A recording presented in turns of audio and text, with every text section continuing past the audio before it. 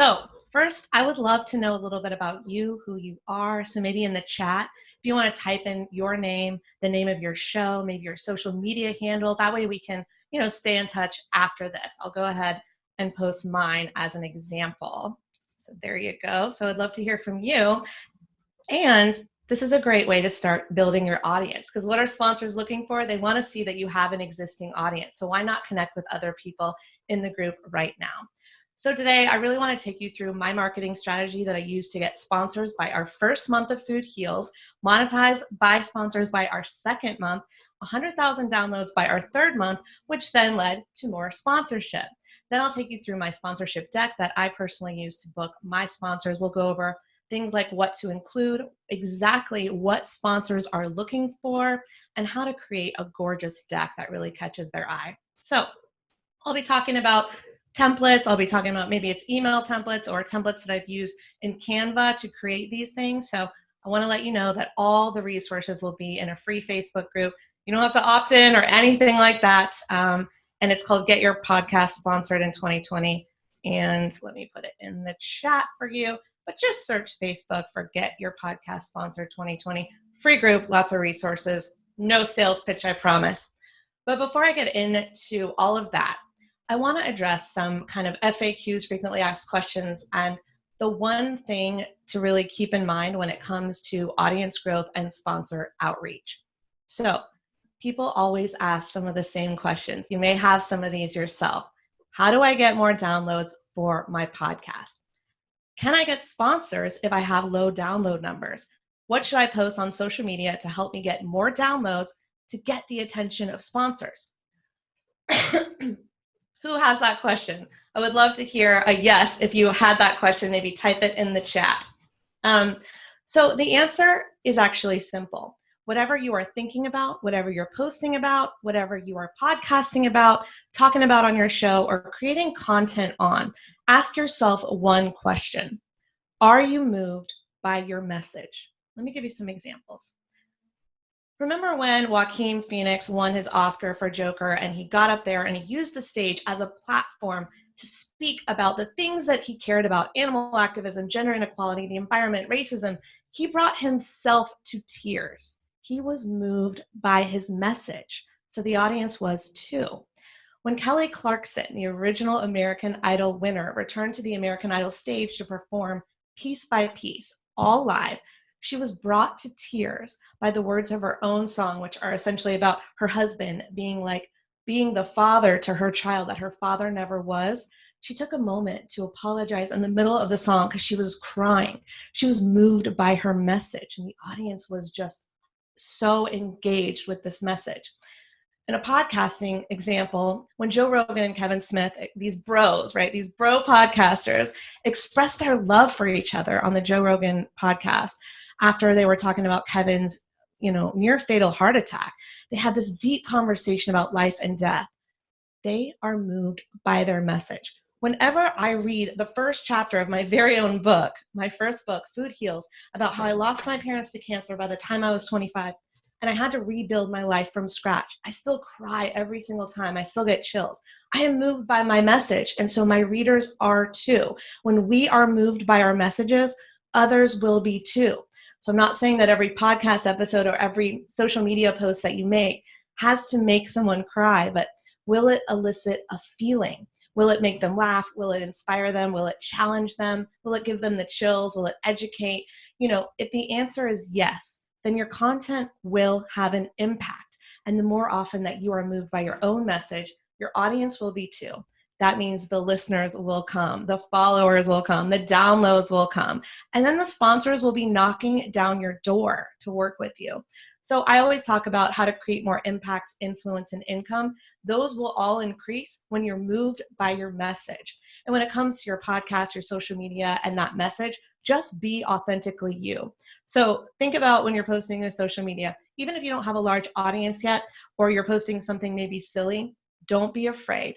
You never know who is silently watching. So I'm going to share my screen and I'll share a quick example before we get into it of something really funny that happened to me recently. So let me share screen.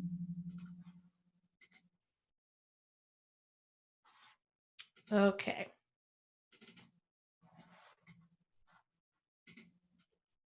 Share.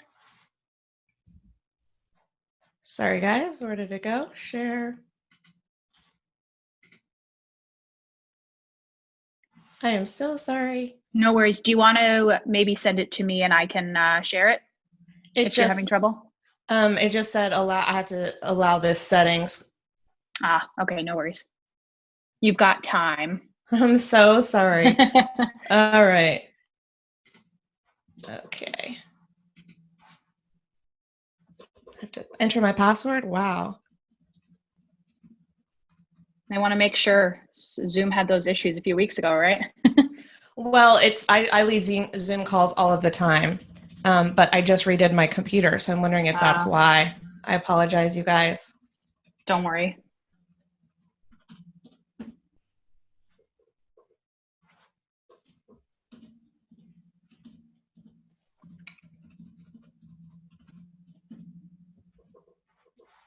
All right. Let me try this again.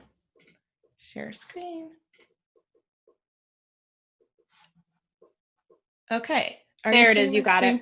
Perfect. Sorry for the delay. There's always technical difficulties, even if you're on stage, right? Let's be honest. All right. So are you guys seeing the picture of me drinking wine in my yard? Are you seeing that? Yes, we are. Okay, great. Wanted to make sure. So this is a silly post that I posted on Instagram. This is my personal Instagram. It's not my Food Heals professional Instagram. So I get to have a more fun here. And I wrote this silly post because I was bored at home, as we all are in quarantine, drinking my nightly alone happy hour in my yard with my dogs. And I wrote this post. Them, do what you love and the money will follow. Me, cool. Me, drinking wine in the yard while taking selfies with the pretty filter. Them, your passion can become your paycheck. Me, cool. I look in the mailbox for paycheck, looking for wine and selfie paycheck. No checks yet, but fingers crossed. So I'm joking around, making a total joke, not looking for sponsors in any way. I'm just having fun on social media. But again, you never know who's watching. So that led to a message that came through, and essentially it is a wine sponsor. And she said, I saw your wine post and wanted to reach out. I'm able to offer you wine sponsor. We're going to send you 4 bottles of wine, all of the things. And at the beginning, at the end, it's like, plus you could earn that paycheck for the wine that you mentioned in your post. What do you think? So I just share this to show you never know who's watching. This person didn't even comment on my social media. This isn't a person that I'm good friends with. They found me. So just think about that whenever you're posting, that you never know who's watching. All right, let's get into it. So I'm going to take you through some strategies. So Food Heals Podcast, we launched in 2015. We were monetized by the second month from the sponsors that we got in the first month. And using these strategies, we hit 100,000 downloads in the first 3 months. And that led to more sponsorship opportunities. So let's talk about how to get sponsors maybe in the beginning if you're just starting out, or if you've been doing it for a while and you don't have the highest numbers. I'm going to help you get there. And then we'll go through what to put in your deck. So first of all, you want to think about brands that are in alignment with what you are doing. You want to think about brands who have messages that you are moved by. Remember in the beginning, I talked about being moved by your message. You want to be moved by the brand or sponsor's message so that you can talk authentically about them. I personally can't talk authentically about razors and underwear and beds. So those aren't going to be my sponsor, right? So think about that when you are thinking about potential sponsors to work with. So the golden rule is to offer value first. You never want to reach out to a potential sponsor and tell them what's in it for you. You want to make sure that you're making it clear what is in it for them. And flattery will get you everywhere. So I started out looking in my cabinet and going, what do I love? What do I use all of the time? What are the things that I can talk authentically about? And I started taking pictures with the products and sending them. Maybe I would post to social media. I would send them to the brand and I would flatter them and tell them how I use the product in my everyday life. This is when Food Heals started. I didn't have an audience yet. So this is just me trying to prove myself that I was a super fan. So Identify the brands in your niche that sell the products that you use and love. Reach out to the brands. This is exactly what we did, and offer something for free. I love your brand. I love using it. I use it all the time. I want to share it with this audience I'm building. This is my brand new show. At the time it was my brand new show, Food Heals. So whatever the name of your show is, and offer them something for free. Then most sponsors or most companies will be able to set up either a coupon code or a landing page unique to your brand so that you can track the engagement that they're getting. And then just do an authentic ad on your show. You can use their talking points if they give them to you, but really I say talk about the product or the service and how you use it and how it has benefited you from the bottom of your heart. And that is more likely to turn into people wanting to buy or purchase that product. So this is establishing your credibility, and you can leverage these relationships that you're building now in the future. And then they're going to start seeing results. So you can start showing them that people are engaging with their product, people are buying their product. And then you can always use this later when you're ready to reach out with that sponsorship deck, or here's all the ways that we can work together. So you can say, I'd love to send you our sponsorship deck and see if you'd be interested in working together. Who's the best person to send it to? You always want to say that because you never know if you're talking to the right person for that. Pose it as a question. And in our case, we did this with 10 brands at the beginning, and 7 out of 10 came back with paid sponsorship opportunities for us. You can also ask them about affiliate opportunities as well. But today's about sponsorships, so I'll stick to that topic, but you can think about that in your marketing plan as well. Another way to get everyone engaged in your world, in your sphere of influence, is to run a giveaway. Now, this is another way you can continue building the relationship with the brands. So after I gave my brands a free ad on my brand new podcast, I was building my listenership, getting more and more people into my sphere of influence. And I started essentially reaching out to the brands and saying, I would love to give you more free promotion. Would you be willing to send 10 small size products or services or discounts on your services if they don't have a physical product, so that I could give them away to 10 lucky listeners? Again, you are giving them an opportunity for them to get in front of your people. And don't worry about the brand being like, oh, I don't want to send too many samples. Brands love sending samples. I have an entire swag closet behind us to prove that. So don't feel any guilt around that. They love to share, right? So what we did is we got all these products sent to us, and we did Lululemon swag bag giveaway, okay? Lululemon, if you are in the wellness world, will actually give you free bags to use. I've also gotten free bags from Whole Foods. So think about other brands in your niche where you could get some free bags from, and then fill them with products that your potential customers will love and use. And then who is a Yelper here? I do not review products. I do not review on Amazon. I do not review on Yelp. But if a restaurant said to me, hey, Allie, will you review this product in exchange for a free meal? I'd be like, where do I sign, right? Most people would. So you want to incentivize your listeners to take action with a giveaway. And so we decided that we wanted to give away all of these products by incentivizing our listeners to take action to rate and review our show. Then post that to social media so that we were getting more social media attention, and then other people were seeing the post so that we could bring more listeners back to us. Is this making sense?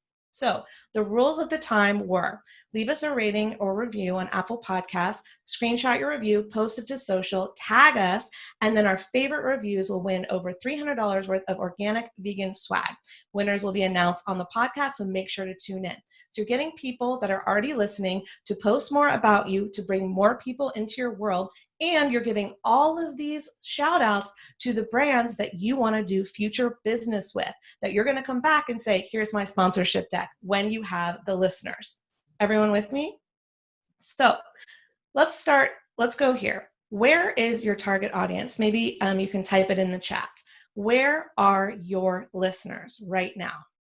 Are they on LinkedIn? Are they on Facebook?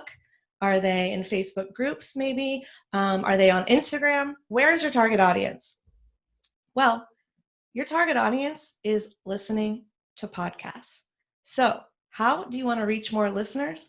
By getting on other people's shows, right? So you want to build your audience in order to get sponsorship, in order to go back to those brands with your numbers. You can do interview exchanges with your guests and get interviewed on other people's podcasts. So we want to reach out to people who are in alignment with what we're doing and do an interview swap if we both have podcasts. And you want to get yourself interviewed on as many podcasts as you can. This is very easy to do in today's world with Facebook groups and email outreach and direct messaging. So you want to get as many interviews as you can, and you can shout out that swag bag contest, which will bring more reviews to your show, because people are going to then go listen to your show to leave their review to hopefully win the swag bag. And then you're talking more about the brands and products that you're using. So you are giving all this free promotion to the brands and all this free promotion to yourself. This is how we were able to get to 100,000 downloads in the first 3 months, because we did this religiously, right? So I'm going to go to one more strategy. Everything I've given you up to this point was a free strategy. I do believe in investing in yourself and your show if you can. So the last strategy I want to give you is a paid strategy, but it works very well. So for those of you who have a little bit to invest, I want to share this with you. You got to spend money to make money, right? So I'm going to take you through a quick case study that we did to build our listenership. So not only was I getting myself interviewed on many different podcasts at this time and talking about the swag bag competition or contest, but I was also doing paid advertising on 2 other shows that were similar to my show. So these are both kind of guy versions of our female show. So when the listeners of these shows heard these trusted people talking about us, they already know, like, and trust these hosts talking about these girls on Food Heals, Sex in the City for food, they came over to our show because they wanted to hear our show. They wanted to win that swag bag. And this is when the reviews were just pouring in. So all of these reviews came in because they were talking about how Ben or Rich had talked about us, and they were right. Like, they love our show. And that all came from a few paid advertisements on their show. So we came in as the sponsor of their show, and that eventually led to us getting sponsors. I hope this is all making sense. So how do you do this? How do you choose some that are related to you? You can look at podcasts that are ranked high on Apple Podcasts, and you can look at your own podcast and click on related and see what other people who have subscribed to your show are listening to. So you can, bring people back into your world. You can reach out to the hosts on your own and say, how much does a 30-second ad cost? How much is a 60-second mid-roll or a 30-second pre-roll? And you can ask them about sponsorship, or you can go through a service to do it for you, like True Native Media or mid-roll, which will do outreach on your behalf. So that's if you have a little bit to invest. And another way that you can do sponsorship yourself is you can do sponsored interviews. So one thing that we do is when someone reaches out to us and it's very clear that they have a product to promote and they're not reaching out for sponsorship, they're reaching out for interviews. Did you know that guests will actually pay to be on your show? Now, I'm sharing healing stories, and I'm not making someone who healed themselves come on my show and pay to be on it. But if they clearly have something to advertise, it's a no-brainer for them to be on your show. And so when we get unsolicited pitches, we immediately send them the sample email. This sample email will be in the Facebook group. I think it already is. If it's not, I'll put it in there. And so we say, apply to be on our show. Work hard, do this outreach, have tenacity, and you might end up with your very own swag closet, just like you see here. And here's some ways to get in touch with me. We're not done yet. This is just the last slide of this particular presentation. And what I want to do now is take you through some strategies for exactly what to put in your deck, what sponsors are looking for, and how to make it really, really beautiful. So I will escape out of here and open another presentation for you. So, let's see, enter full screen. So this is an example of our sponsorship deck. Now, I designed this in Photoshop, but if you're not a Photoshop wizard, you don't need to be. You can design these in simple programs like Canva. And I have plenty of, they actually have really nice decks that you can take and customize and make your own. And I've also created some as well. So there's lots of ways to make this without hiring a professional designer if it's not in your budget or you're not a Photoshop wizard. But you want to catch their eye with stunning pictures, beautiful colors, and really be bold with your decks, because if a deck looks unprofessional, usually a sponsor is not going to be as interested in working with you. So our first page is about us. Who are we? What is the Food Heals podcast? Take them through this journey. This one is specifically about me, and that's because when we started, I had a co-host. Now I have multiple co-hosts, so I put them here. You may not need this page, so you're going to customize this for what you need. And then I'm going to say, here are some of my featured guests, and I use some of my bigger names that are hopefully recognizable, so it helps prove to the sponsor that you are legitimate. Excuse me. Now,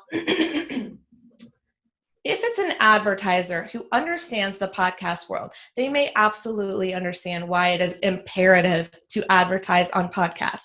But a lot of times, a sponsor that we'd be reaching out to, maybe they were a skincare brand that I use that had never advertised on a podcast before. So we want to show them why this is the new frontier of advertising and why they should be on podcasts, why they should be advertising their brand. So I compiled some statistics. You can use mine or compile your own. So 65% of podcast listeners buy products after hearing an ad in a podcast. That's unheard of, right? 45% are likely to visit an advertiser's website after hearing a promo. 42% will consider a new product or service. And so when you get these stats, it kind of makes it like a no-brainer for the potential advertiser coming in, right? This is the most important slide of your deck. This is your listener demographics. I have gone to podcast conferences when we were allowed to go out in public. You know, I go to like probably 6 per year or more, something like that. And I have walked around to the sponsor booths and I say, what is it that you look for in a sponsorship deck? Like, what brought you here? What is it?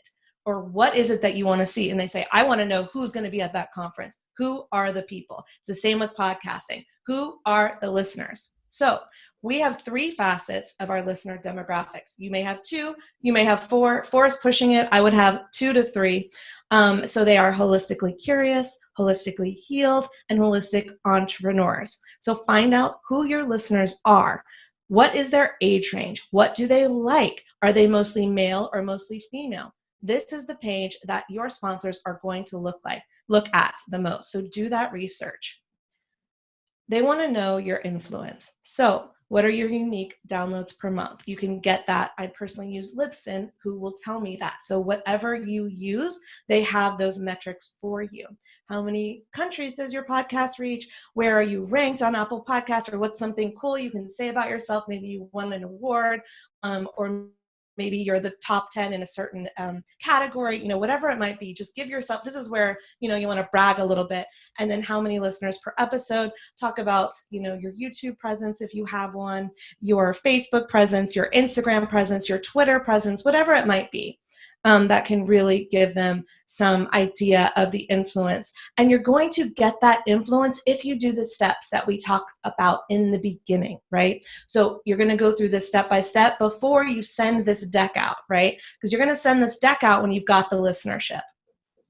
All right. Then I go into, here are the advertising opportunities. These are 2 of my frequent co-hosts, and here are some of the opportunities we have for you. So now we're in the next section of the deck. Here is how we can work together, right? So podcast sponsorship, no brainer. We do a pre-roll and a mid-roll. Some people do a post-roll. I don't do that, but you can do that if you choose.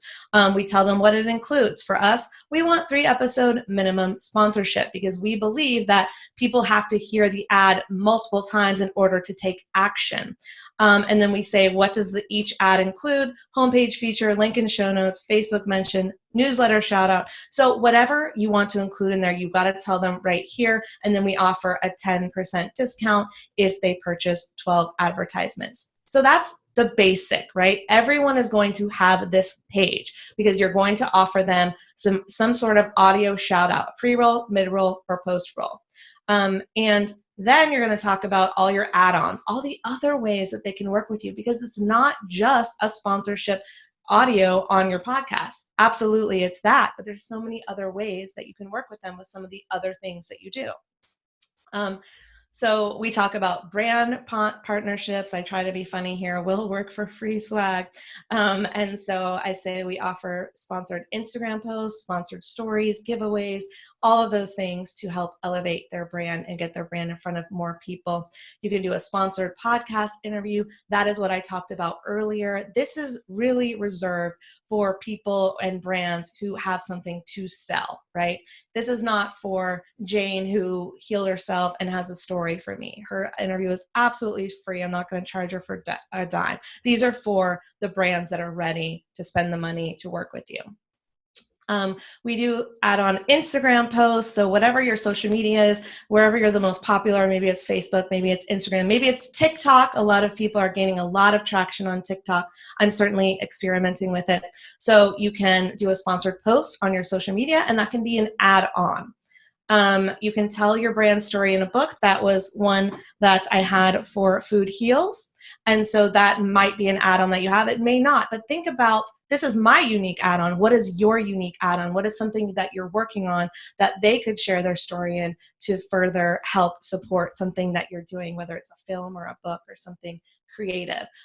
When we were allowed to travel, I was doing Italy retreats, and we allowed people to sponsor a dinner in Italy. We allowed people to sponsor a wine tasting. We had gelato. We had a couple of other things. We had swag bags that we did in Italy. So our brands were donating to our swag bags. So there's always something that you're doing that you could give the brand other opportunities to sponsor you as well.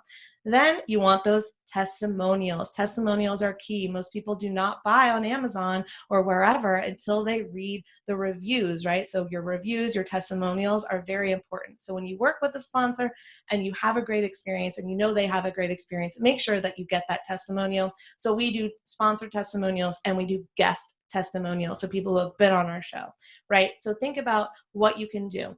And that's pretty much it. At the end, you're going to say, here's how you can reach me. So it is a simple formula and it does work, and everyone here can do it. And I do have templates for you if you want to learn more about that. I'll stop the screen sharing and I would love to see, what questions you have or how I can further support your sponsorship goals and your journey. Allison, one of the questions that came up, you covered it a little bit, but if you can go a little bit more into depth, how do you find your demographics? The people that are listening to your show, is there a tool, somebody asked, what's the easiest way to go about it? Yes, there are tools. I believe PodTrack is one. I have not used them. And you can ask your audience. So if you have a super active Facebook group or the listeners that you do have, you can incentivize them to take a survey. And so I set it up on Google surveys, and you can ask them the questions that you want to put in those demographics. There are other ways to do it. I'm sure there are programs to do it. That's just not how I did it. So feel free to do your research, but it's very simple and easy to set up a Google form and have people fill it out. And I love, again, incentivizing people. So I'll always go, you might win a free book or a swag bag. Once I did clearing out the swag closet, which is behind us. And so I said, who knows what you're going to get, but I'm clearing this closet out and I'm just filling these bags. And if you go and fill out my survey, you're going to be entered to win. And then you ask them the questions that you want to put on your deck so that you can educate your sponsors as to who your listeners really are.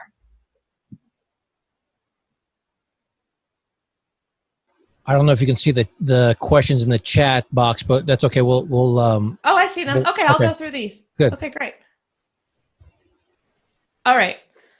What if you're just starting out? Do you have to wait to try for sponsors only when you have a large following? So if you saw at the beginning, I talked about my outreach process when I had no followers, I had a very small social media and I had 0 listeners because I started with 0, like as we all do. And so I started my show and I reached out to brands and I basically said, I want to give you something for free. So instead of charging sponsors for no listeners that I didn't have, I gave them free advertisements on the podcast. And that whole system that I went through, if you watch the beginning of the presentation, is how I built up the following so I could go back to the sponsors that I had built those relationships with and say, now I have this deck and now I'm looking for paid partnerships and here's all the opportunities that I have for you.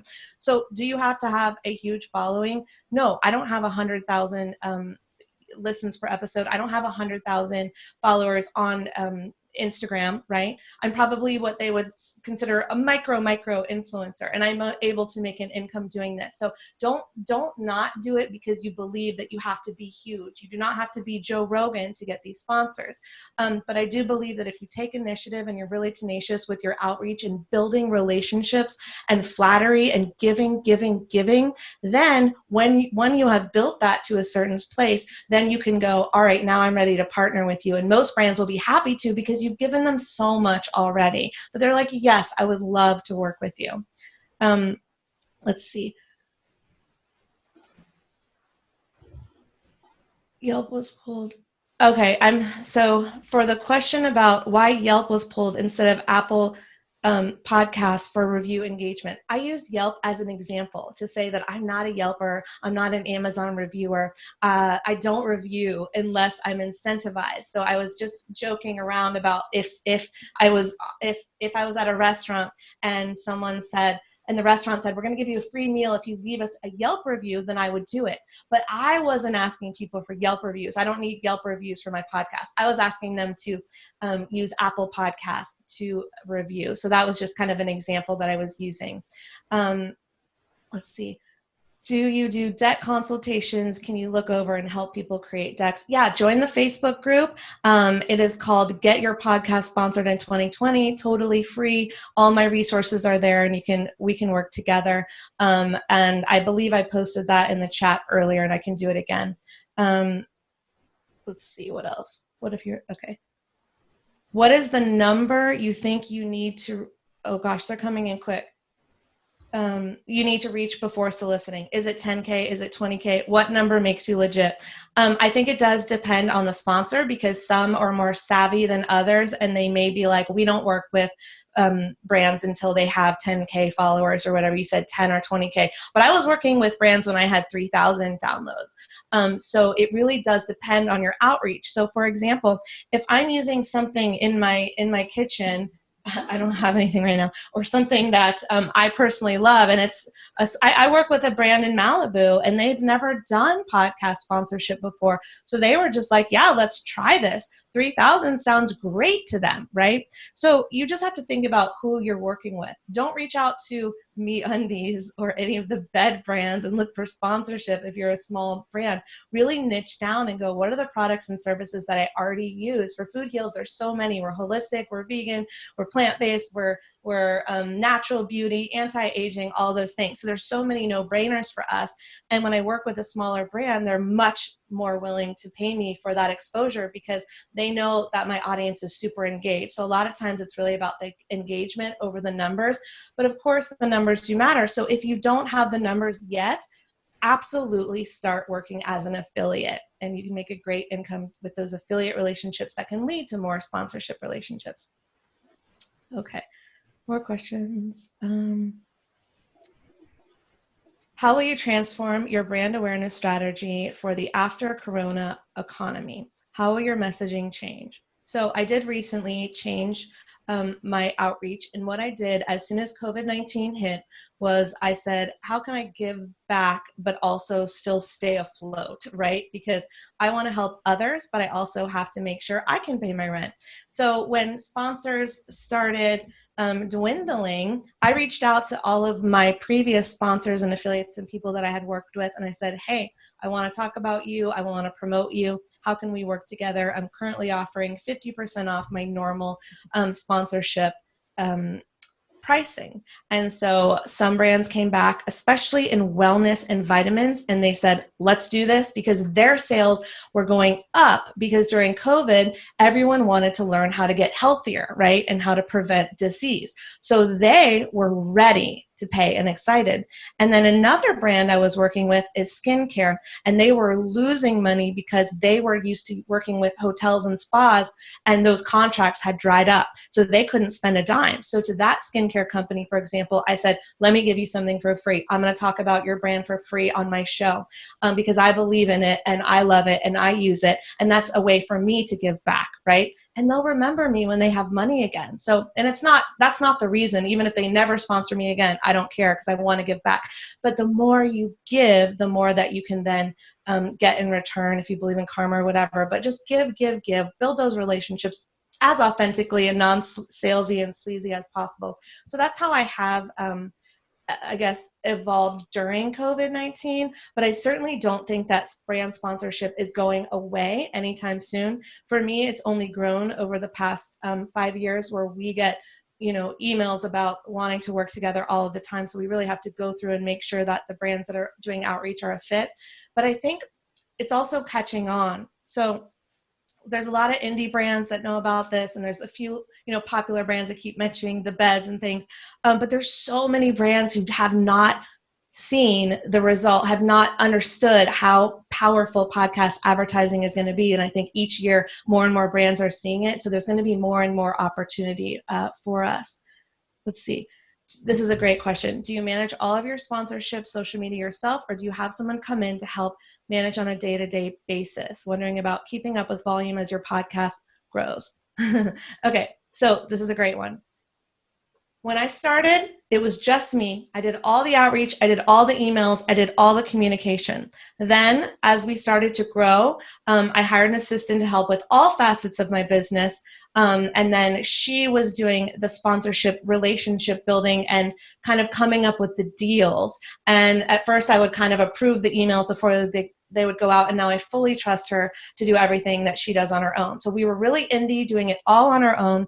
And now, for the past, I believe, about a year, I have been working with a sponsorship agency. I personally work with True Native Media, and they do outreach on my behalf. So I don't have to do anything, but they do take a % of that revenue. So before, I was doing it myself or working with my assistant, Melissa, getting 100% of the revenue except for paying her to work. And then now I'm working with a sponsorship agency, which has freed up my time and Melissa's time to do more things. And they take a %, but that works for me. So you'll figure out what works for you, and you'll evolve as you go. Where can you get my deck? Join the Facebook group. I'll pop it in the chat, and it's in there. And what I can do is I'll put it and make sure that it's in the top so that you can get right to it. I know there's more questions, so I will get to those. Let me just pop this Facebook group in for you guys. Okay, so join that and I'll give you all, everything you need. Are you always working with marketing, or are you arranging some sponsorships with PR departments? It totally depends. So if the question is more like, who do you reach out to? If you can't find their direct email for PR or marketing on their website, I just do info@, and it's usually a good email. I don't do sponsorship outreach, but you can search the email address that you're looking for and put quotes in Google, and it'll pull up if that email address exists, and then you can reach out to that person. I do prefer a more personalized approach. If you can find out the name of the PR or marketing person, absolutely do that. Some websites will have it all at the beginning, at the bottom, like sponsorships, outreach here, or PR@ blah, blah, blah.com. So you will have to do a little research, or you can hire someone to do a little research for you. But I promise the more you do this, the more yeses you'll get. You'll be surprised how many people really want to work with you. Which podcast hosting service do you use? I use Libsyn. Which offers the best monetization? I don't monetize through my podcast hosting service. I monetize by the strategies that I just said. Do you find the same demographics between different social media platforms, IG versus Facebook, for example? How many listeners and followers do you need to pitch? So when I put the demographics into, you can use those demographics to inform your deck if you want, because the insights on Instagram, for example, are very nice because they will show you, who's interacting with your post the most. So if you're pitching an ad on Instagram post, perhaps, of you using that product, and that's a way that you want to give them sponsorship, that's a great thing that you can show them, and you can take a screenshot right off your phone and post it right in there. So absolutely use that. But when it comes to the listenership, that's a different strategy. That's really where you want to ask them who they are, kind of like we're all going through the census right now. So setting up that Google questionnaire where you can ask people who they are and what their demographics are. I feel like I missed your question, but do you find the same between different social?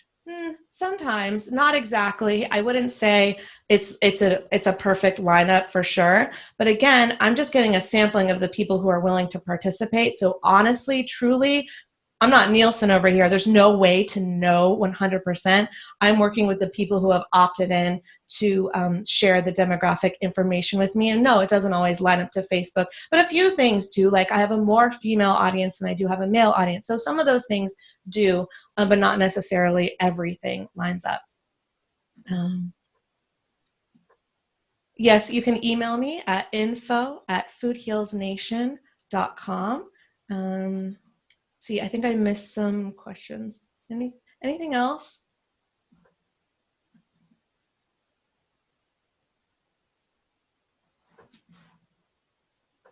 Why did I choose Libsyn over other podcast hosting? It was recommended to me at the time by my podcast mentor, and I did find it easy to use and robust. And now I'm good friends with the people that work there, and so I don't see myself changing anytime soon. But they do give very clear statistics that you can use for things like your sponsorship deck and working with people. But there's other great companies out there, so do your own research and definitely decide for yourself. Yes, thank you for joining the Facebook group. Okay, I might have missed some questions. Okay, you're in a niche. Let me quickly check the. Okay. I was gonna say let me quickly check the Q&A tab, and I'll copy paste those into the chat. Okay, great. I see one more. I can see easily finding sponsors for most podcast categories, but I'm in more of a niche one, the paranormal. Ooh, I love it. I'm not sure which sponsors I could even approach for that category. Thoughts on what sponsors to look for? Well, first of all, what are the needs and wants of your listeners that you can, what are the pain points that you can solve for them? When you think about that, you can think of what are the products and services I use to solve those things for myself, and those could be potential sponsors for you. You could also look at other paranormal podcasts and see who they're working with to inspire you with ideas. I know another person who spoke today at Outlier Podfest, Laura Powers, has the Healing Powers podcast, and she may have some great sponsors that you could work with. I know she has a lot of health and wellness sponsors, which may not be exactly the same, but she does psychic readings, and so that's in the paranormal category as well. So I would ask your audience, what is it that they want from you? What else do they want to learn from you? And you could address that. Also, when you're thinking about sponsorship, today has all been about working with other companies and other brands, and it is a great source of monetization. Please don't get me wrong.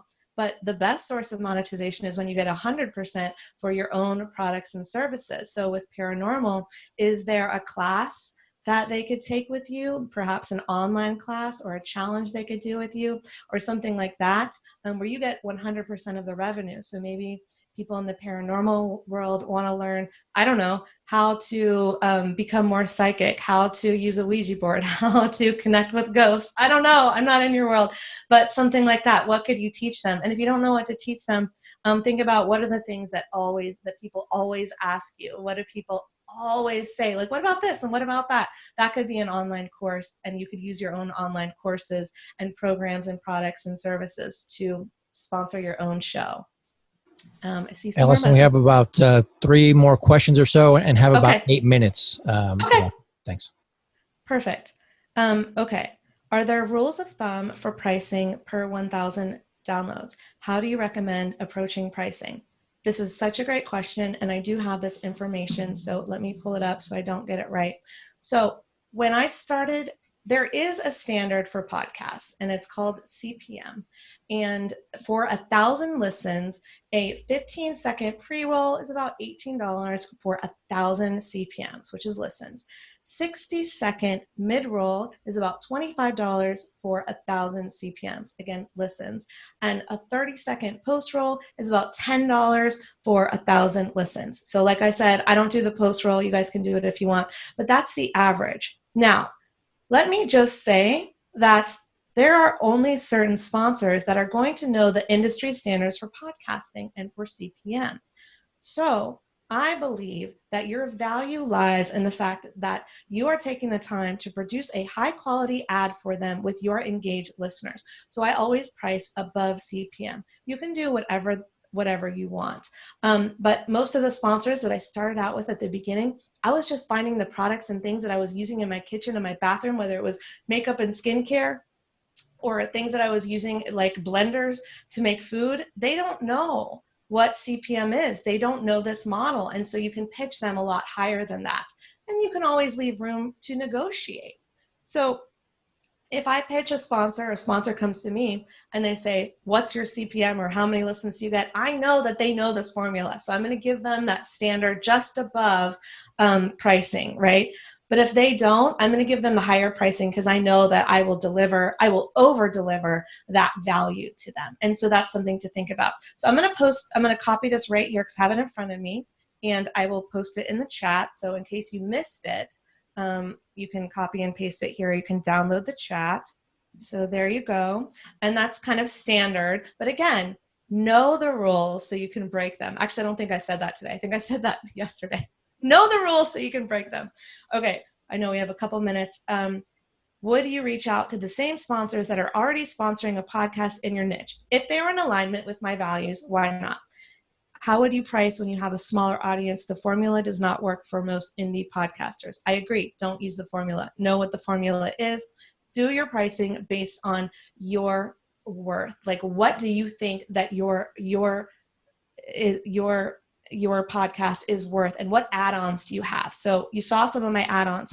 Sponsor a chapter in my book. Sponsor something on my Italy retreat. What can you package together? So you go, not only are you getting the podcast pre-roll or mid-roll, but you're also getting a TikTok video if you're on TikTok, or an Instagram shout out, a story shout out, or a how-to video. What can you package together at a price point that feels right for you?